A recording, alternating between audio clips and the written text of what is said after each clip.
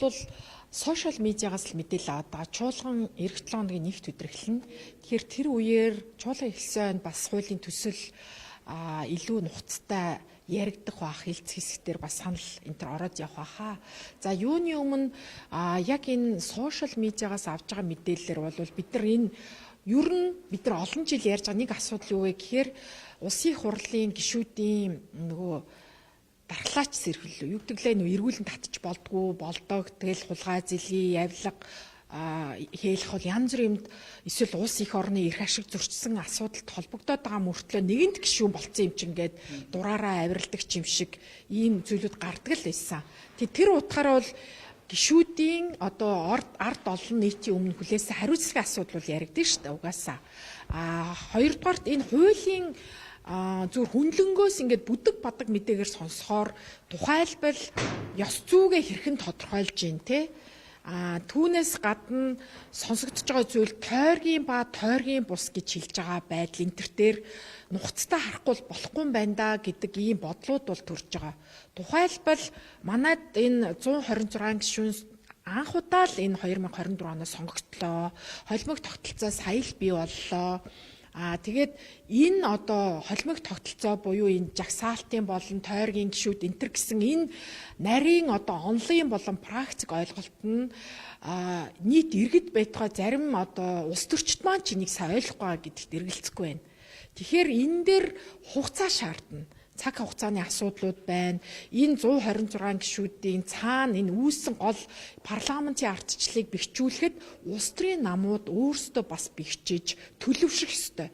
Өөрөөр хэлбэл улс төрийн намын төлөвшил гэдэг дотор тухайн намын бодлогын үнэт зүйл, үзэл баримтлал хэн нэг нь одоо ноёрхсон байдлаар бус дотоод ардчлал чухал те ингээд олон зүйлүүд яригдана. Гэтэл өнөөгийн бодит нөхцөл байдал ямар вэ гэхээр тухайлбал одоо 36-7 нам улс төрийн намууд Монголд байна.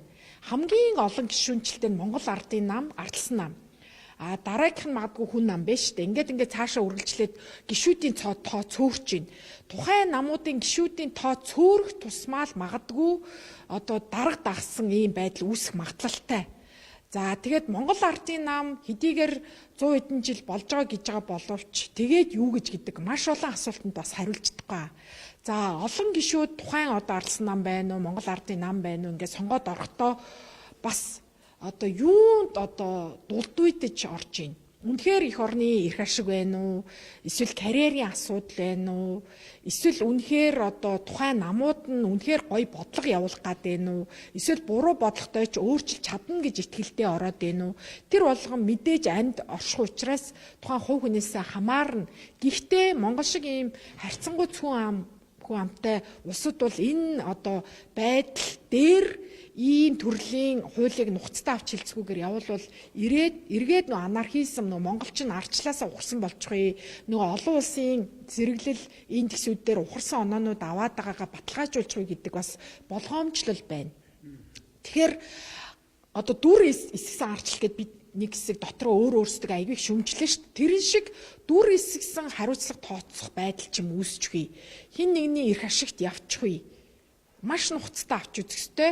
Энийг харин далимдуулаад бид нар улс төрийн намынхаа тухай хуулинд өөрчлөлт оруулах ёстой ах нэмэлт өөрчлөлт. Юу вэ гэхээр олон жил ярьсан. Ер нь одоо энэ Монголд гишүүнчлэл дулдуйцсан энэ улс төрийн намын тогтолцоо зөв үү? Олон гишүүнтэй нь л явдаг, гишүүд цөөтэй нь болдоггүй. Одоо энэ гишүүдийн нам хоорондын хөдөлгөөнийг урагч гэх үү, урагч биш гэх үү? Нэг болохоор өөрт нь таалагдахгүй бол урагч гээд, өөрт нь таалагдвал урагч биш байх ёстой үзэгдэл гээд. Ингээ хүн хүнээс хамаарсан тухайн эрх мэдэлтэй хүнээс эрх мэдэлтийн хурж ин Монголд төвчлэн. Аль хүйс хурж ин. Тэр хүйс, тэр эрх мэдэлтэй хүмүүс л ойр байхгүй бол жигддэг, хохирдог, эрхчлөө, зарчим, хариуцлага яригддаггүй ийм эвгүй нэм болох үедээ. Нөгөө өнгөрсөн хугацаанд улс төрд байсан хүмүүс өөрсдөө ярьж илэн шүү дээ. Хан сонсчихгүй гээд айж шивгэнж ярьдаг байсан. Нөгөө 37 39 он шиг болвол яах юм?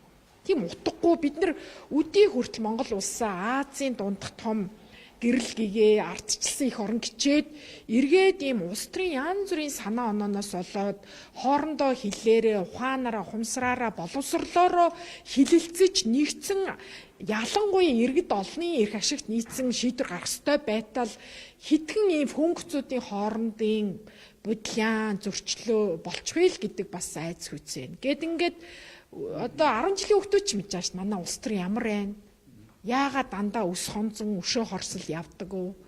Бид нар ерөөсөө ингээд юмныхаа манай Монгол хүмүүсийн маань нэг дутагдлыг би ингэж ойлгоод байгаа. Ерөөсөө үнэнгээ ярьж чаддаг. Үнэн ярьсан үнийг бараг гайхдаг. Хоёрдугаарт асуудлаас зүгтаж шийддэг. Тэр асуудал чинь 1 сар 1 жил шийдэгдсэн мэт байж болно. Дараа нь 5-10 жилийн дараа гарч ирээд байгаа үстэй. Тэр асуудлыг тулж ухамсартайгаар боловсралтайгаар ёс зүйтэйгээр нүрээ харж агаад гой шийдэж сурмаар байгаа. Таны хувьд дараагийн асуудал л та. Ерхийсээ замдаа шалтар ажиллаа аваад 8 сар хугацаа өнгөрлөө тий. Одоо хаврын чуулга эхлэхээр мэдээж сөрөг хүчний зүгээс ерхийсээ огцох асуудал тавина гэдгээс ил тод хэлээд явж байна л да. Таны хувьд засгийн газар үйл ажиллагааны нь ямар дүгнэлт өгөх вэ? Тэр тал дээр бол хангалттай мэдээлэл байхгүй одоо. За хүн намын хувьд бас хамтарсан засгийн газарт байгаа. Хүн намын зүгээс эрчим хүчний асуудал, гадаадын хөрөнгө оруулалтын асуудал, худалдаа авах үйл ажиллагааны асуудлыг шадар сайд хариуцж байгаа.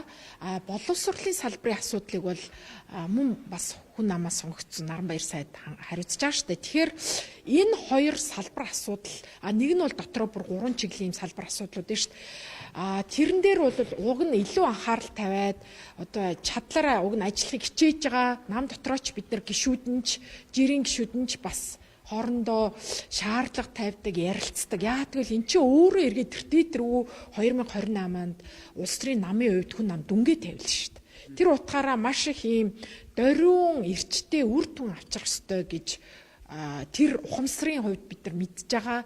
Энэний төлөө ажиллаж байгаа учраас өөрсдөө хүн нам одоо энэ хамтарсан засагт байгаа одоо намын хувьд ингэж л хариулъя. За баярлалаа.